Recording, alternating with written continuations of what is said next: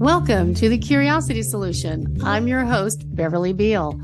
Join us as we explore the science of curiosity, share stories of people who've used curiosity to improve their lives, and maybe inspire some aha moments along the way.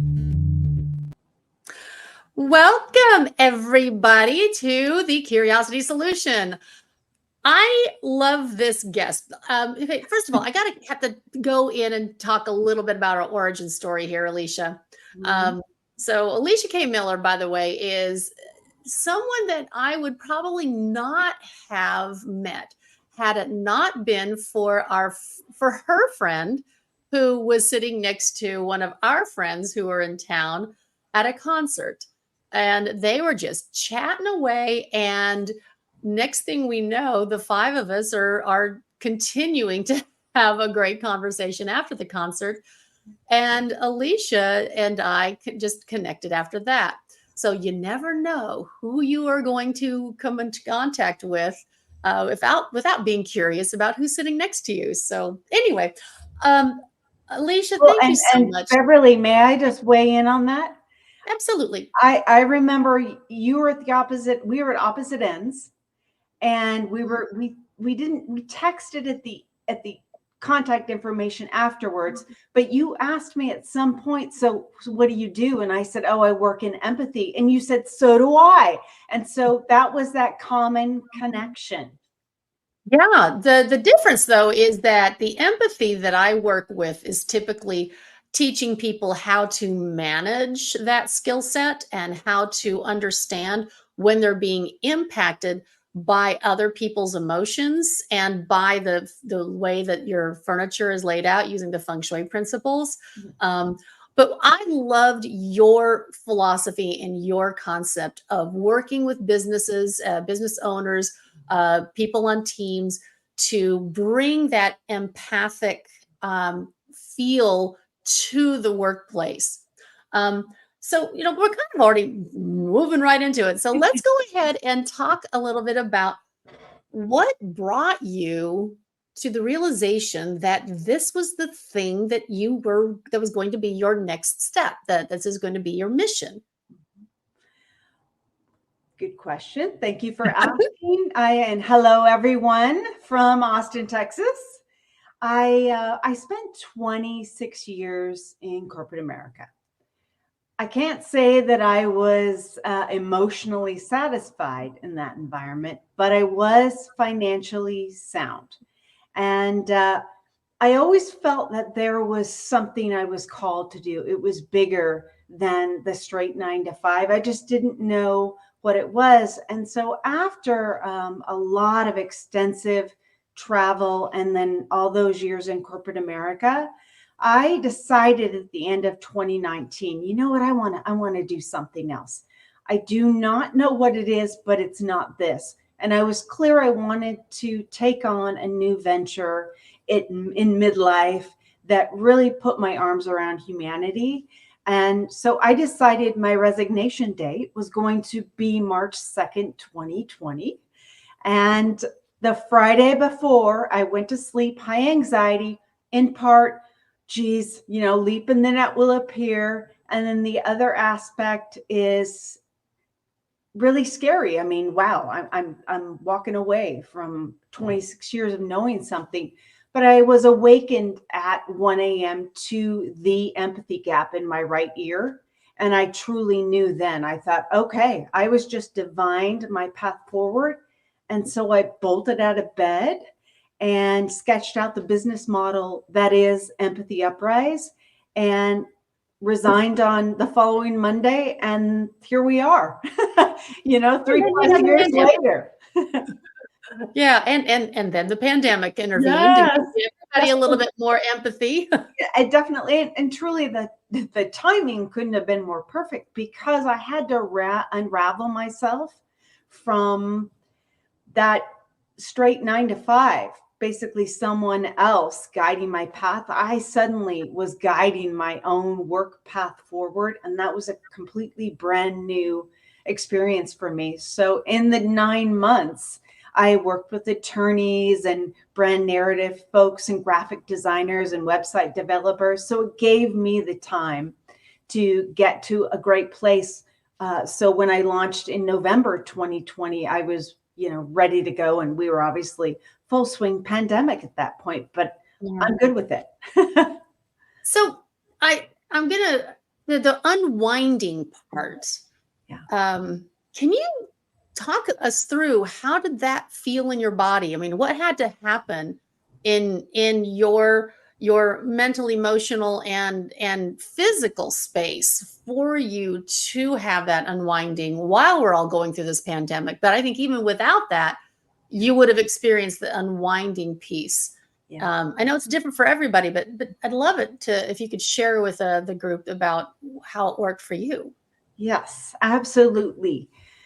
Initially, I was euphoric. I mean, truly, leading up to my resignation, I felt the confidence of I am absolutely on the right path forward.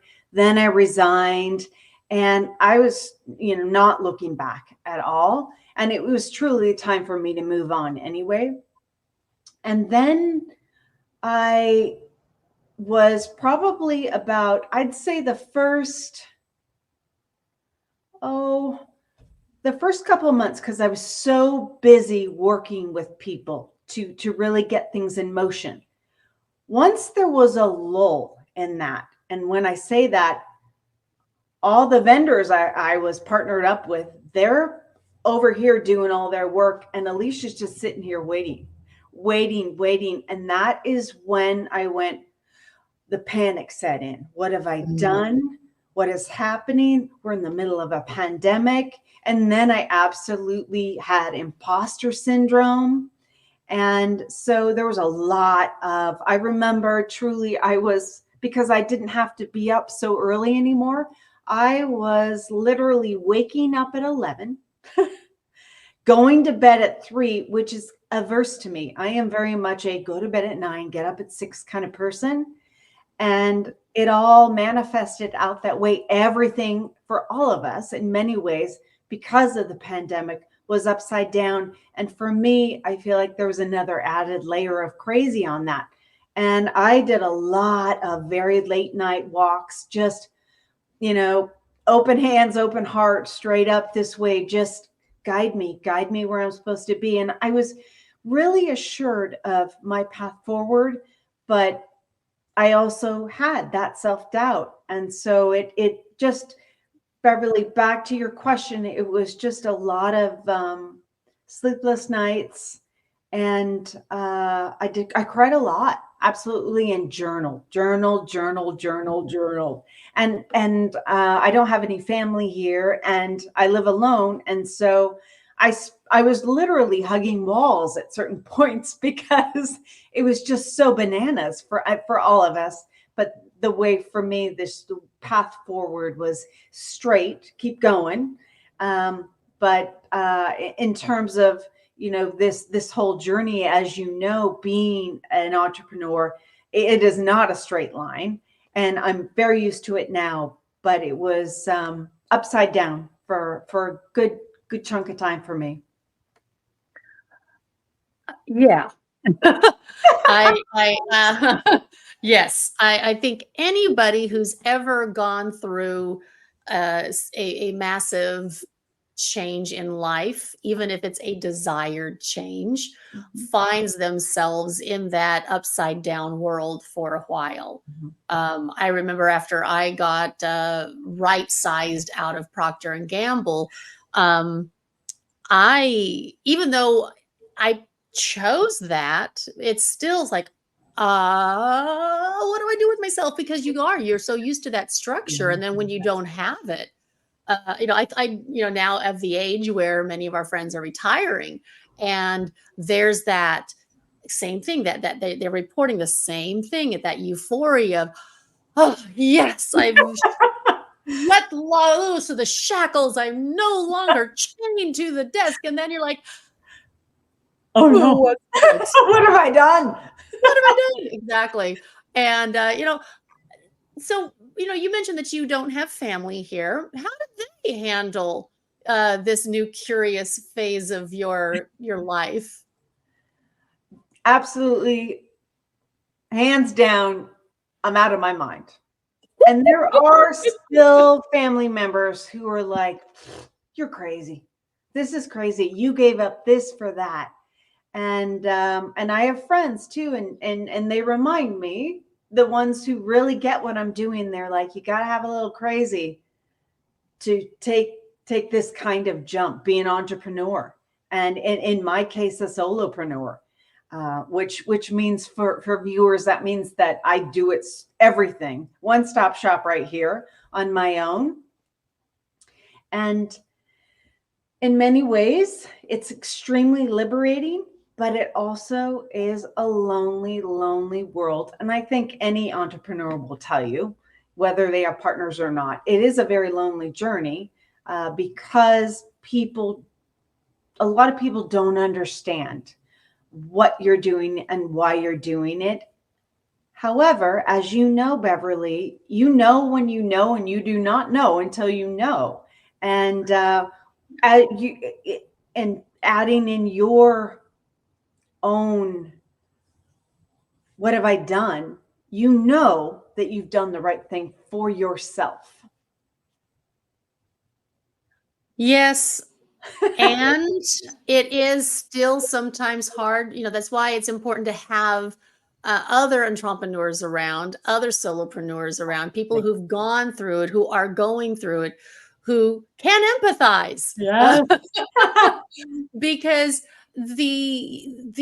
anytime you are innovating, anytime you are doing something that others are not, it takes a while for the vision to permeate, for others to kind of catch up. And that was actually something that I found refreshing about how you're approaching all of this, Alicia. But I'm going to backtrack a tiny bit. Sure. You said that you had the voice in your right ear. Actually, this is my right ear. No, which line? Is that typically where you sense curiosity, or was that more the knowing the message, or does curiosity and wonder find their way and get your attention in other ways in your physical body? Or how does it show up? Because it may not always be in your body. Right. My curiosity is definitely heart-centric, hands down, without a doubt. But I would say for me, really, curiosity is a entire body experience, because I am very tactile. I'm very visual, very auditory. And in that sense, I mean, it was very interesting, because it was a male voice who said the empathy gap. Now, it's just me and my cat. So I knew, there's nobody here. And I knew that it was absolutely divine. But in the heart space, it's very interesting, Beverly, because when I look back at my writings for many, many years, I can see that I was being guided exactly where I'm at, to this place of solopreneurship, Empathy Uprise. And the timing, I think, for the universe to open up this opportunity to me was spot on, because I was stepping away, didn't know what I was going to do next, but I knew what I wanted to do. And so I'm offered up this opportunity to take hold of spreading empathy around the world, educating people on what it is and what it isn't. And so much of that comes straight in combination with the auditory and the visual and the tactile with my heart. Because, and truly, my first experience, I share this a lot. My first experience with empathy was when I was 7. And my schoolmate's house burned down in a fire. And it was up in Washington State, particularly Eastern Washington State, which is very, very cold in the month of February. And I couldn't relate to the fire, hadn't had that experience of loss, but I knew what it was to be cold, and I knew that I didn't like it. And so I broke up with my piggy bank and bought him a winter coat because I felt strongly, just like I do today, if I have one, he should have one too. And that really was the guiding place of my life. And when I look back at the actions that I've taken, they've all really rooted back to that 7-year-old memory. Wow, that's powerful. I don't remember you sharing that with me. You might have, but again, we met and we've all slept a little bit between now and then. Yes. So the male voice in your right ear. I personally, I work with a soul guide, a team, and so that isn't an unusual concept for me to hear that. Like when you ask a question, a lot of times we'll hear someone answering us in our head. Definitely. And Yes. some people are like, oh my gosh, you're crazy. But the reality is well, for me anyway, my reality is that I have really the human body having this experience, but I have a soul who is inside that is inspiring different actions in different directions in order to uh, have the experiences that this particular soul chose during this this ride, this earth incarnation. Sometimes I kind of look at it as did my soul really get what they were doing when they incarnated on earth? I mean, because this is a pretty weird theme park. This is a very strange theme park. We have a lot of fun, and then there's a lot of waiting, and then the ride breaks down, or it's like, seriously, did you plan this? And again, I also have this theory that each soul comes as part of a package. It comes as a group. And some call those soul pods, some just call it a soul group, whatever name you want to put at it. um, this is just how I make sense of why certain people come across each other in such interesting circumstances. And so it's like, okay, because your soul managed to orchestrate that you and your friend would be sitting right next to us at that concert at that time for this to happen. Um, have you had more conversations with your soul guide that is helping you to continue to impact and attract the people to keep your message going?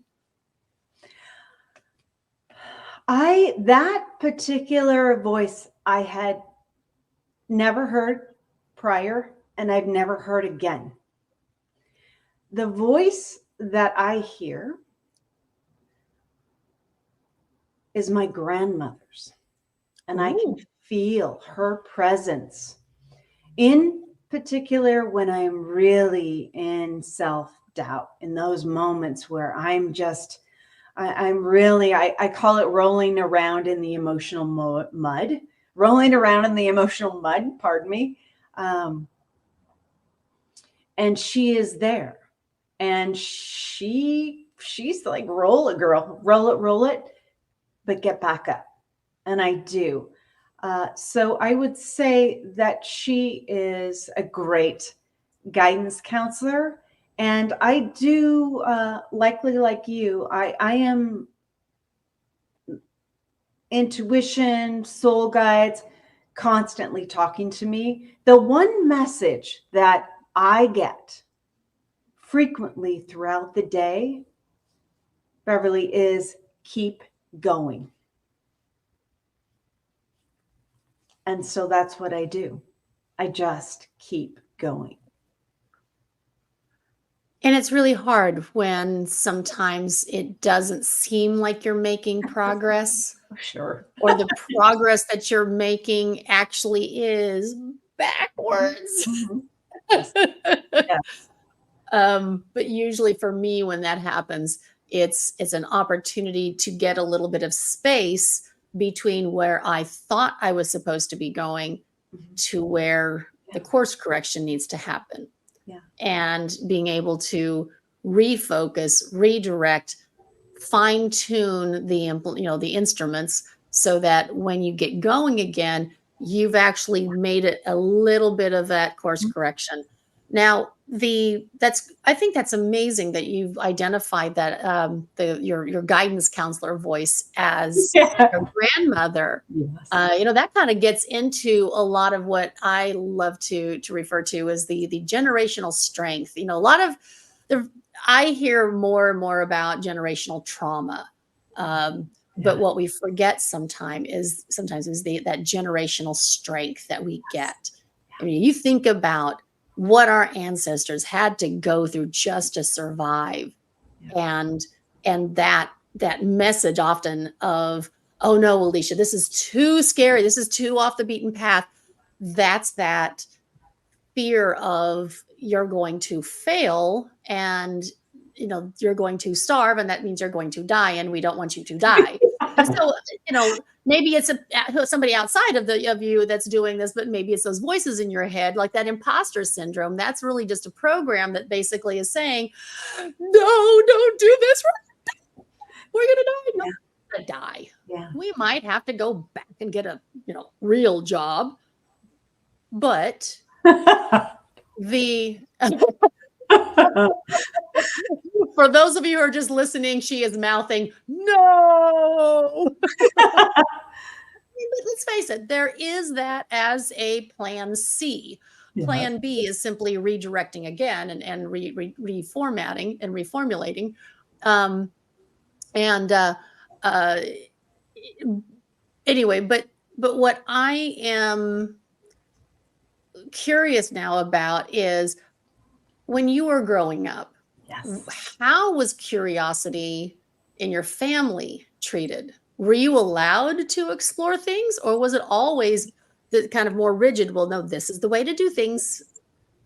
How did that work when you were a child? Oh no. No holds barred. Do your thing. My Oh, mom used to say to me, and she still says it all the time. She's like, just be happy. Just be happy. And so I was never boxed in. I was never told, yeah, sure, if I had my hand over hot stove, you're going to burn yourself. But I was not raised in a household of no. I was raised in a household of yes. And really, that is what curiosity is, right? It's answering yes to whatever interests you.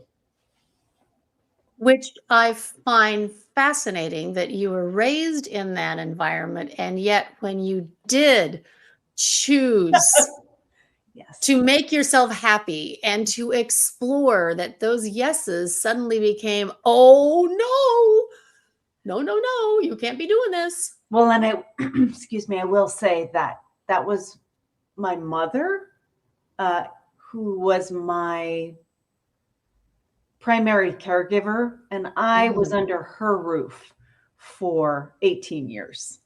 And so there were a lot of other individuals in the surrounding area that are the ones that didn't live in the house with me, who basically tell me that I'm bananas. So it wasn't my mother, who is still very yes, yes, yes, Okay. embrace life, take chances. So I take it your father didn't, was it your father then that was saying, no, you're nuts? Mm-hmm. Okay. So your father's not Still listening, does. he was not in the household with your mother? No. Mm-mm. Okay. Well, now that makes more sense. Yes. Which again, we're not going to go down that road too far, but when you have someone who is very, living in that scarcity, fear-based mindset, and living with someone who is outside of that um, tiny box, it does provide a beautiful contrast Yes. that helps to prepare you for living in a world where there's a lot of that kind of contrast.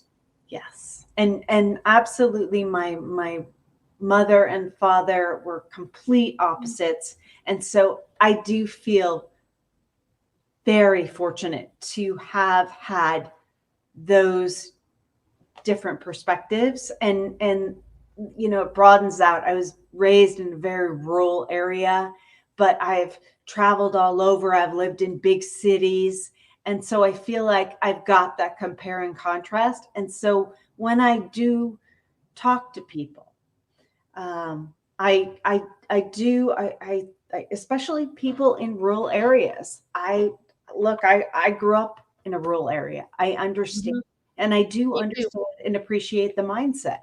And I Yeah. think that is you and I are very fortunate in that regard, Beverly, because a lot of people just have this or that, and you and I have both.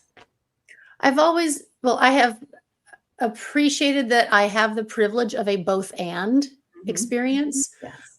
One of the things, growing up in a very small farming community, a lot, especially before the internet, there truly weren't as many opportunities.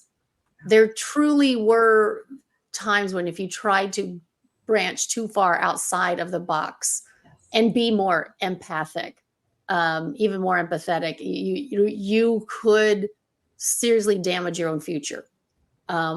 So, I am very aware that for many generations, that luxury of looking for the both and piece, it just wasn't there. Right.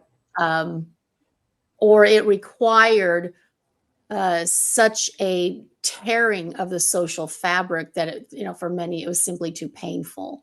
Right. And I understand that. And that's why I was so fascinated with how you're using this to go into businesses Yeah. to help them through that process of wanting to take those baby steps towards being more empathic. Personally, I think if you can find, I don't see how this is a bad thing because, having come from a sales background, if you can put yourself into the buyer's shoes, that simply gives you an opportunity to speak to their need and to see how your product can actually help meet that. And I don't see that as being a negative in the slightest. What are you getting when you go into businesses to talk with people about your work? Well, I'm very glad that you teed that up, because that really is my bottom line, in particular with executives. I remind them, you are customers. We are all customers. And so when you do not feel seen, heard, and understood as a customer, do you keep going back? Oh, No. And how many people do you tell about that experience?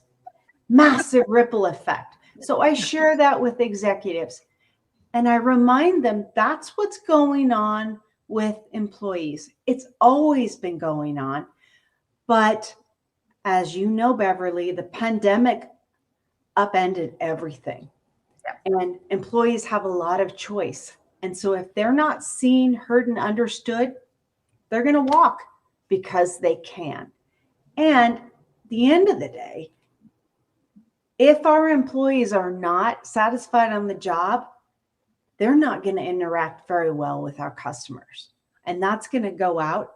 And how many times have you been in a business, whatever it is, a restaurant, a dry cleaner, uh, uh, anything, and that employee is fantastic with you, and you are just like, oh my goodness, I'm going to keep going back there, and you tell 10 friends.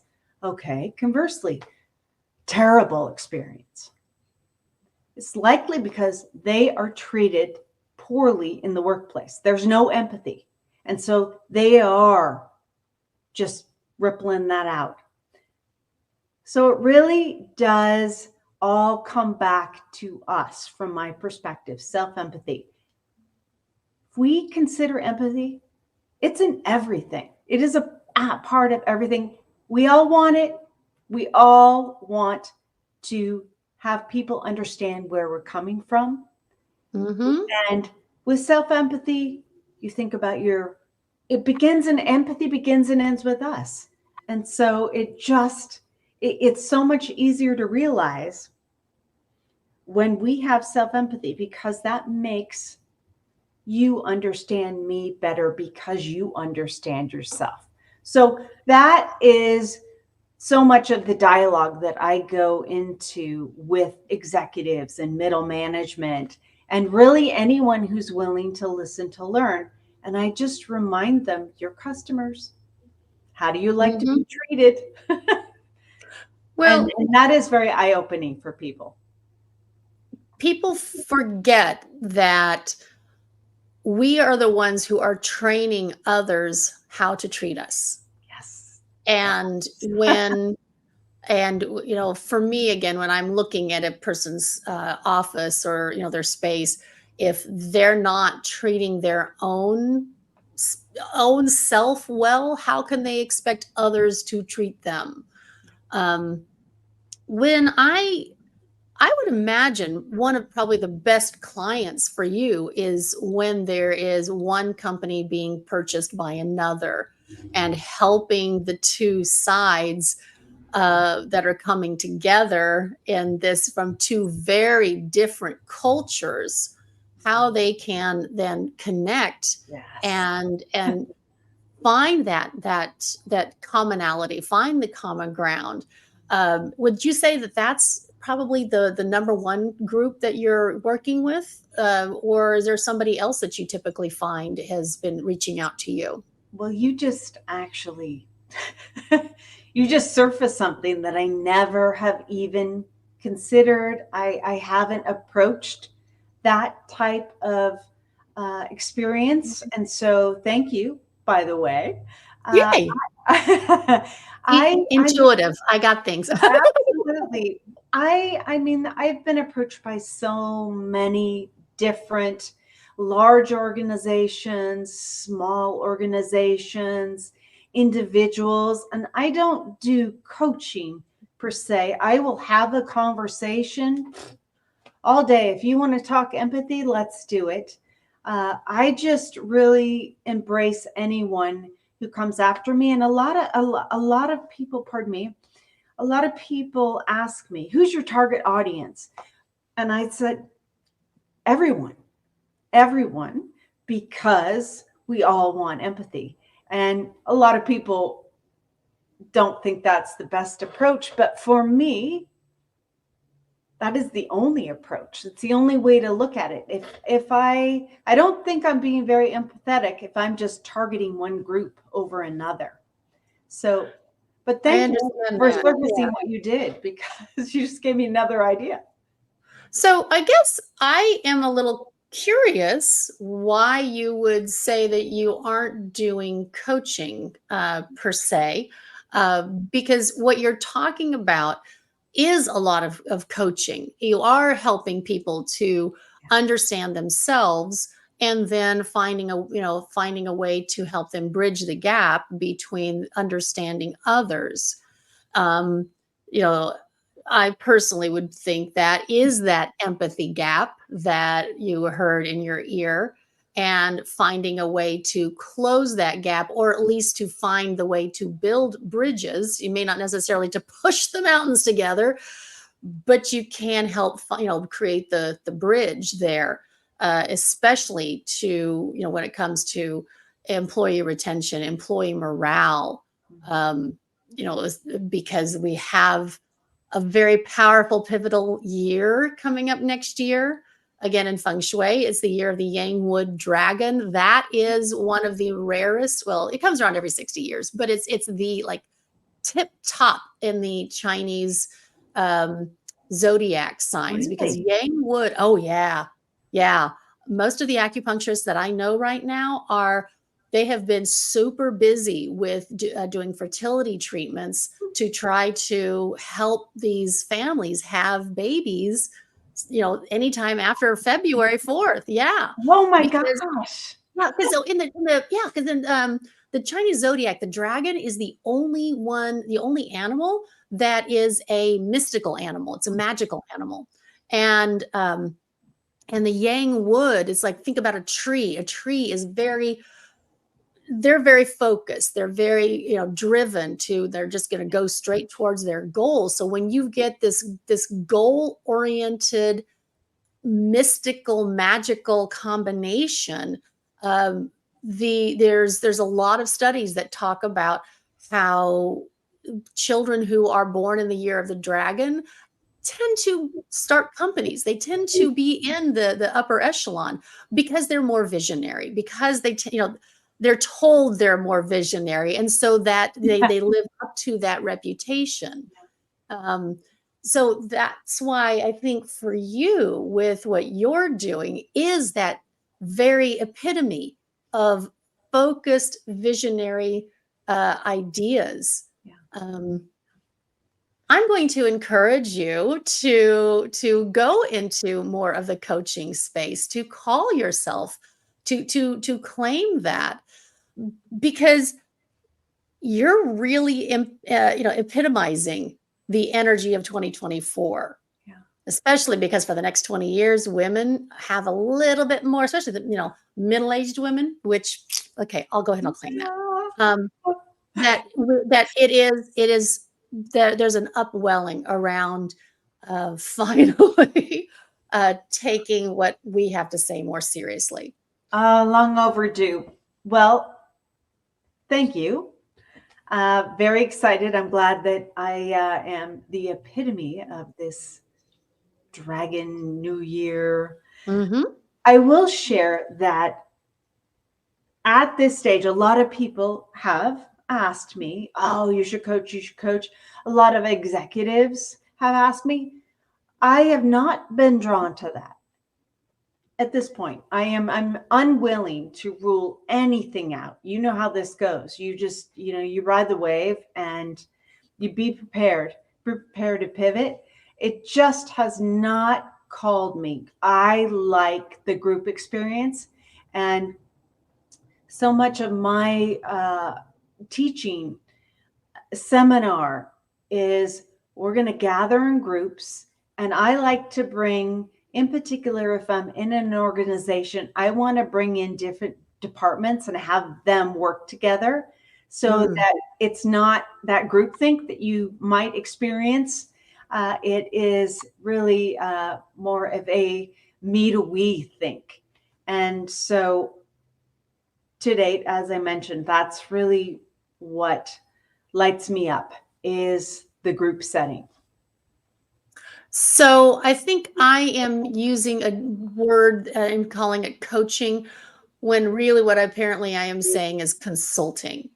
Because so I'm hearing what you're saying, that you feel like coaching is more one-on-one rather than the group consulting piece. Oh, okay. So that's what you meant. I misunderstood. Yeah, well, but again, I think we weren't quite on the same page with the definition of the term, because I talk a lot about. In fact, I'm launching a group coaching program next year, which is going to be more of the everybody get in the circle, we'll get on a Zoom call. I mean, we're not circling. Because you can't really do circles or boxes. I can do squares. I can do rectangles, not circles. But yeah. So where people can ask questions, where people can see, well, what is the feng shui? What should I do in this situation? Or I keep having the situation with a certain person. Can you help me with that? And I may say, oh yes, well, let's talk about the energy behind this interaction, and where else was it present, and how is that, where is that being held in your body? That's what I'm talking about when I talk about coaching. But really, it probably is more consulting, especially for you, because you are doing that. Now, weren't you also doing presentations? So you do presentations, group presentations for businesses now? Yes. Okay. When you say that, I do. I mean, I do speaking, seminar, and training. Okay. Is that what you were thinking? That's what I was curious about. Tell me some more about how you structure those, because with empathy especially, it's hard to be super empathetic when you're talking in front of a group of 1,000 people. Mhm. You can inspire some introspection, but I'd love to know more about how you work through that, how you are working through that now. The way that I approach the speaking engagements, I don't, when people ask me, "Oh, can you come give a lecture?" I always tell them we're not going to have a lecture. We're going to have a conversation. And so my work is, yes, I am absolutely sharing empathy through lecture, but we're going to have interaction conversations. So I do a lot of, I don't throw things into the audience, but I do throw raise your hand if, how many people that. So I absolutely do a lot of just engaging that way. And you're right, it is challenging to really get to the heart of things in 40 minutes, but you can through inspiration. And one of the things that I do that people have been astounded by is, prior to any presentation, I will walk the floor, walk the room, just do quick handshakes just to acknowledge people, because that's so much of my work. And whether they realize it or not, I'm actually expressing empathy. This is what it looks like. This is what it looks like. And so that is a way for me to really touch the audience in a way that you can't obviously do from the stage. But then if we move into my seminar, it's a 3-hour seminar. And like I said, we focus on self empathy, then we move into employee empathy, and then customer empathy, and how they all tie in and begin and end with us. And in that, again, I am basically guiding participants to a question within each section. And then when we get to the question, then they are broken out into groups, and then they work together and they come up with their own ideas, because I wouldn't be very empathetic if I was telling people this is what you should do. There are guidances toward things that you can do to be empathetic, but come up with your own ideas, because we're all different people. We're all have different comfort levels.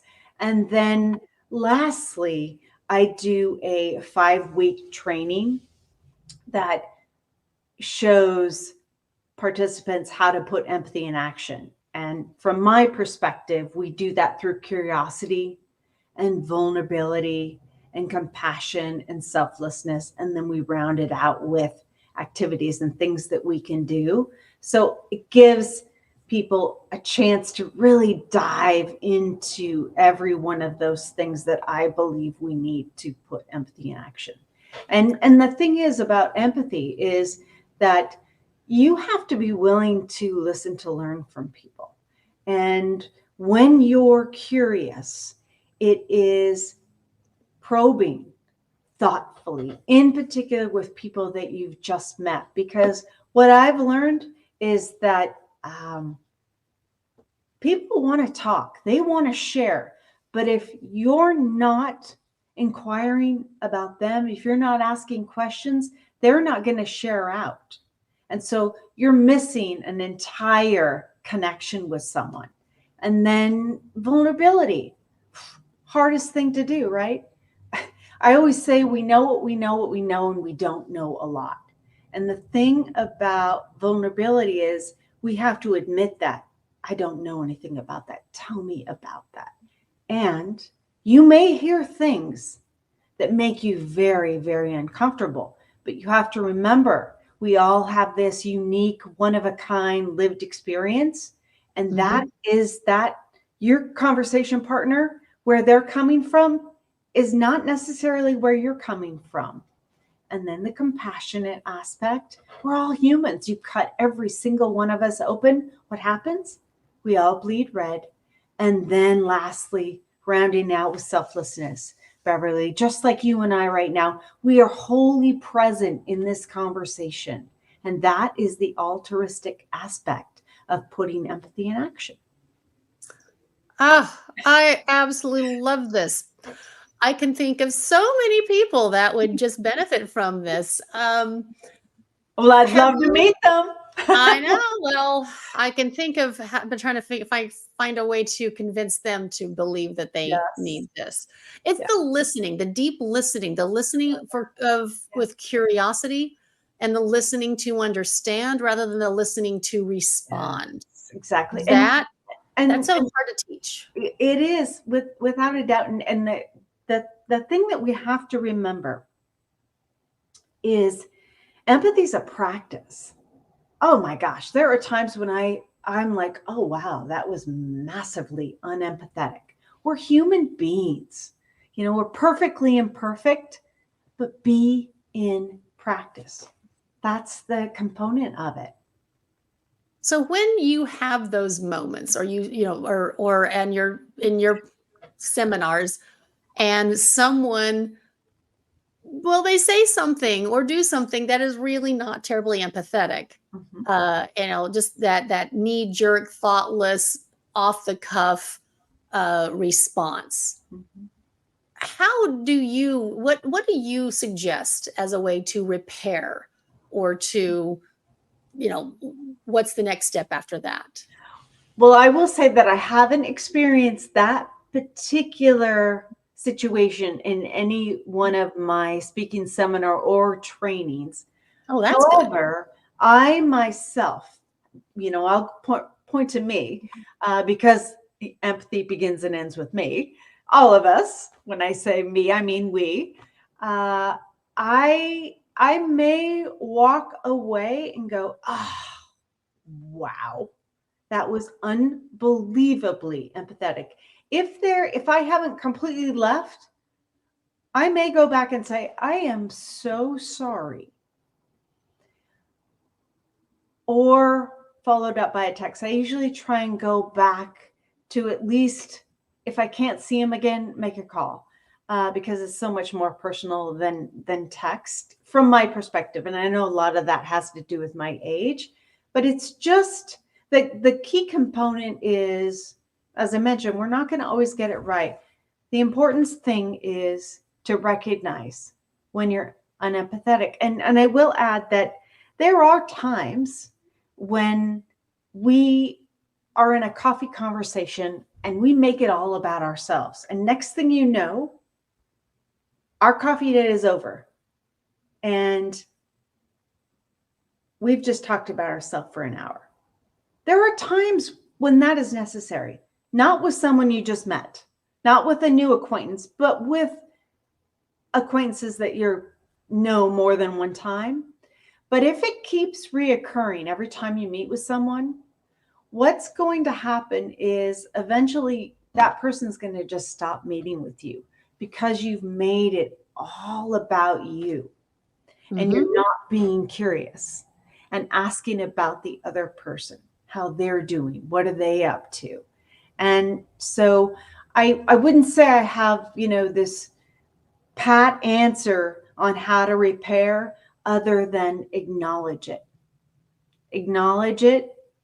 and instead of just letting it, dropping it and not doing anything, because that essentially signals to anyone, well, you don't care. And that may or may not be the case, but you can certainly remedy that by addressing how Mhm. selfish your behavior was. I like to pride myself on being a good listener Mhm. and listening to understand. Um, and one of the things that happens with people like me is we become the dumping ground. Or we, in the past, it was much more. I was, in fact, in college, before I even knew what being an empath was, or a highly sensitive person.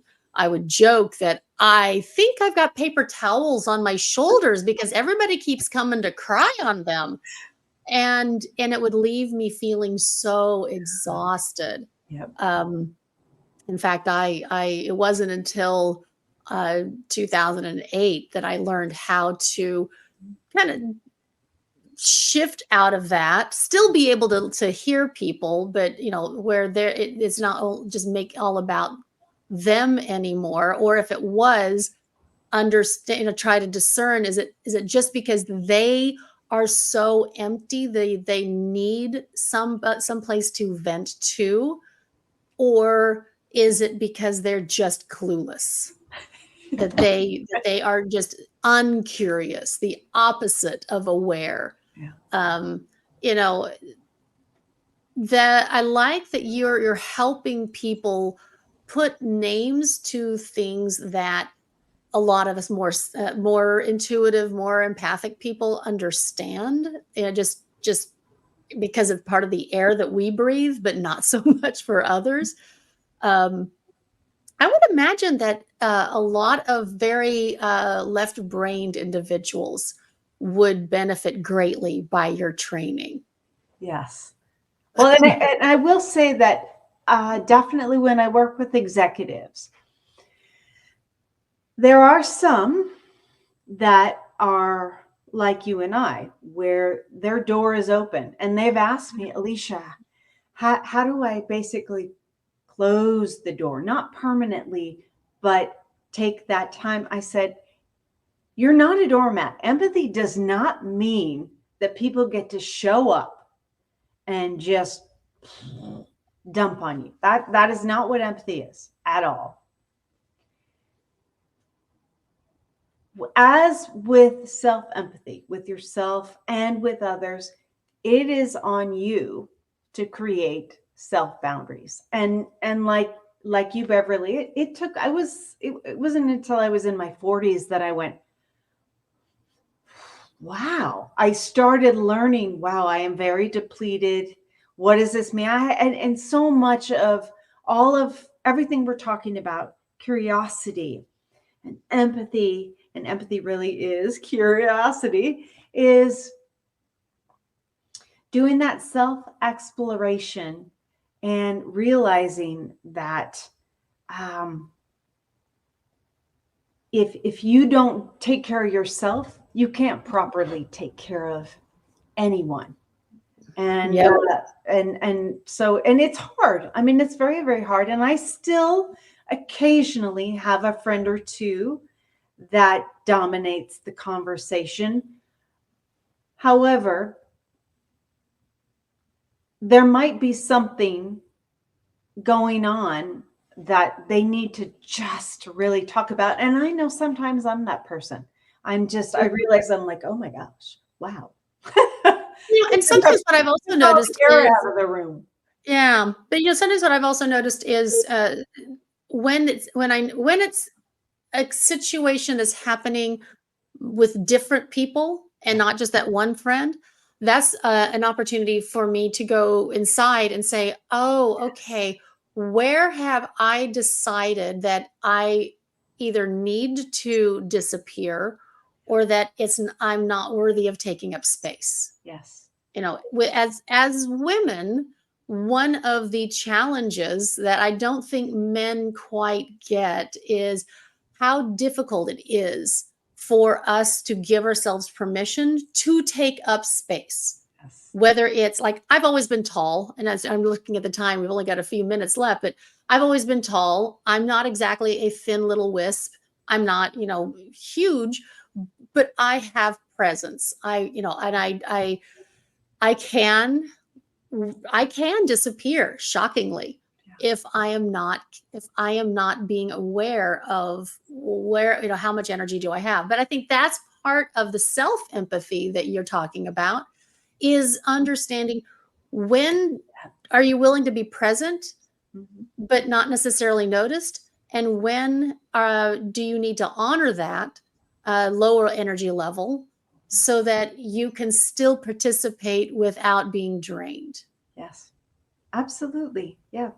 Self-awareness, setting boundaries, and Mhm. you hear self-empathy. The key here is self, and Yes. that is really what I share with executives when they're eyeball rolling and they don't have time for that. And I said, but you want people to make time for it with you, though, right? And Yep. it's that mirror effect. So if you don't like what you're seeing in that mirrored reflection, you have to look inward and say, what is it that I'm projecting out? Yes. Mhm. Yes, exactly. I could not agree with you more. So, Alicia, thank you so much for our hour has gone by so fast. So, what I'd like to do is put in the show notes what website and how they would like to contact you. Yes. I also will put in the show notes how people can get in touch with me and participate in that group experience that I will be cultivating next year. Great. Um, by the time this airs, it probably will be 2024 because that's the way things are rolling. Um, and Alicia, thank you so much Mhm. for everything. And when what I would like to point out is, when you're talking about self-empathy, sometimes the biggest way of creating self-care and self-empathy, the best thing to do is to use the word no, Yes. and to remember that Yes. kindness is not always being nice. Right. So Mhm. there's that. You can say no, and that may feel really edgy for those people pleasers among us. And I'm raising my hand, going, "Oh, no's a tough one." But yeah, I have to. It's a constant battle to define my day in a way that supports me and not everybody else. And I'm sure you have the same situation. I mean, Well, after all, you've got a cat. The cat it, the well, cat rules the roost. We all know that. absolutely. And it really is honoring yourself. Yes. Mhm. Yes. Well, is there anything else that you would like to add in the last 2 minutes that we have here? No, I just want to thank you so much for having me on the show. Looking Well, forward to 2024. yes, ma'am. Here we go. Bring on the dragon energy. That's right. All right. Well, hey, thank you everybody for listening. Thank you, Alicia, for being such a spectacular guest. Everybody, this is Alicia K. Miller with Empathy Uprise, and I'm Beverly Beal with the Curiosity Solution, offering all those solutions for all of your curious needs. Thank you very much.